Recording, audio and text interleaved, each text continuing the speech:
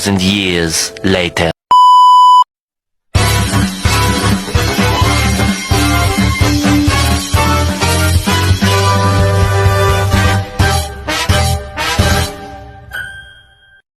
Selamat sore teman-teman. Selamat sore. Apakah semuanya sehat? Sehat. Nah, di sini kelompok kami akan mempresentasikan materi tentang kapasitor. Di sini saya akan menjelaskan sejarah kapasitor. Nah, pada abad ke-18, manusia mulai penasaran dengan kekuatan misterius yang kita kenal sekarang sebagai listrik. Salah satu ilmuwan yang tertarik dengan fenomena ini adalah Ewald Georg von Cleist. Nah, seorang pendeta dan ilmuwan dari Jerman. Pada tahun 1745, Cleist mencoba menyimpan listrik dari mesin elektroklastik ke dalam sebuah botol kaca berisi air yang diberi paku logam. Saat dia menyentuh paku itu, aliran listrik yang tersimpan memberi kejutan yang sangat kuat, mengejutkannya secara harfiah dan ilmiah. Ia baru saja menciptakan prototipe kapasitor pertama.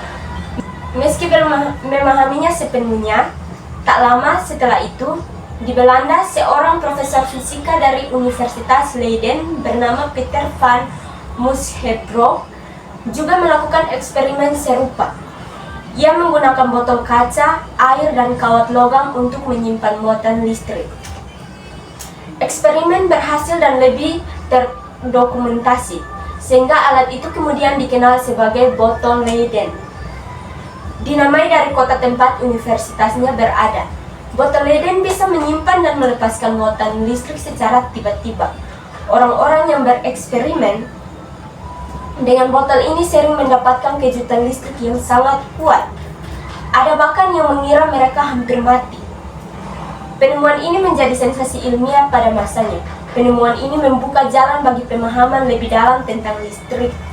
Michael Faraday pada abad ke-19 kemudian mengembangkan teori tentang bagaimana muatan listrik dapat disimpan dan dilepaskan, serta bagaimana bahan isolator di antara dua konduktor yang kini disebut dielektrik memengaruhi penyimpanan itu.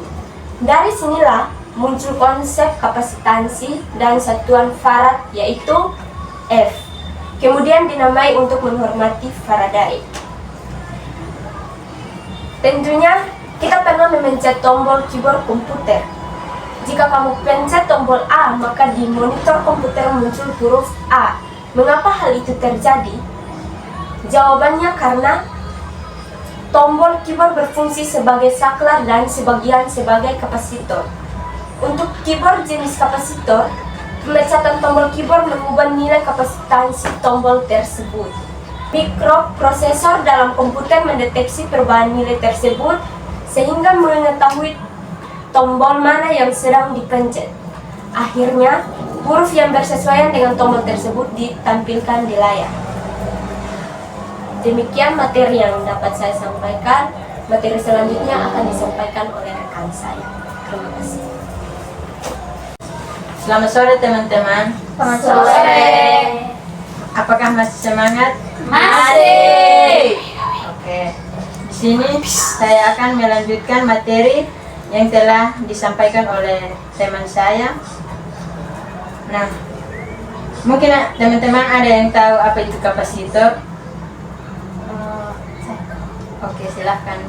Kapasitor itu adalah alat yang kita gunakan untuk menabung muatan listrik atau medan listrik.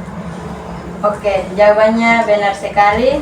Dan di sini saya akan menambahkan, kapasitor adalah sebuah komponen elektronik pasif yang berfungsi untuk menyimpan dan melepaskan muatan listrik dalam bentuk medan listrik.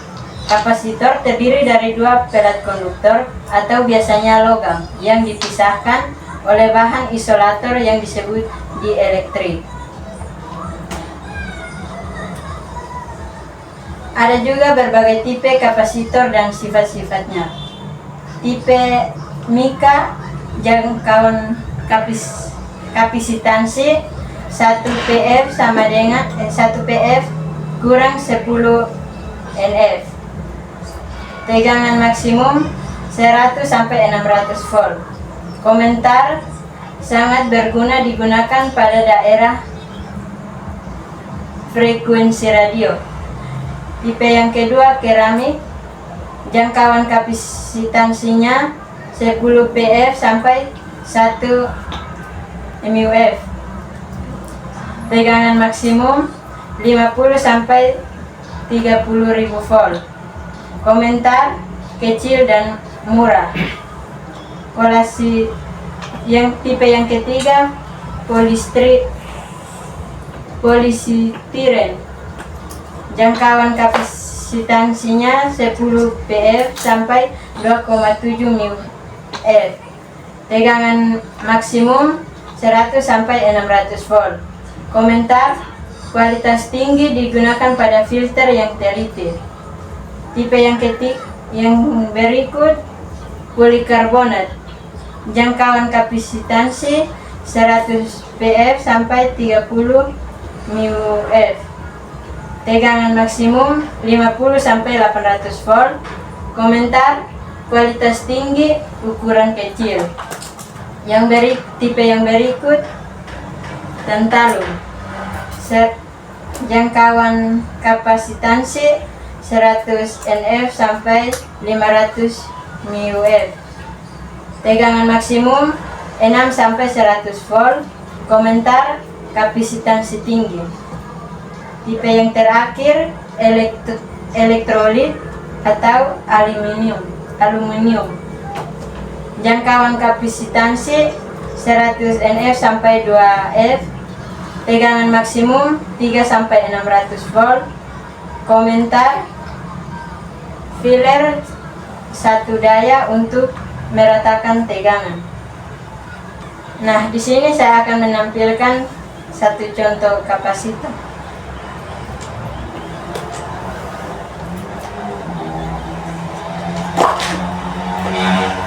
Mungkin teman-teman bisa lihat.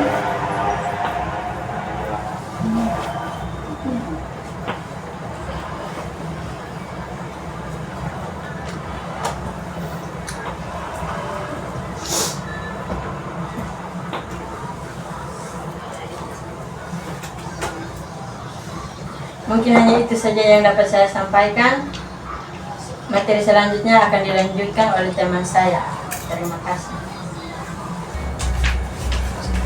Oke, halo teman-teman semua. Halo.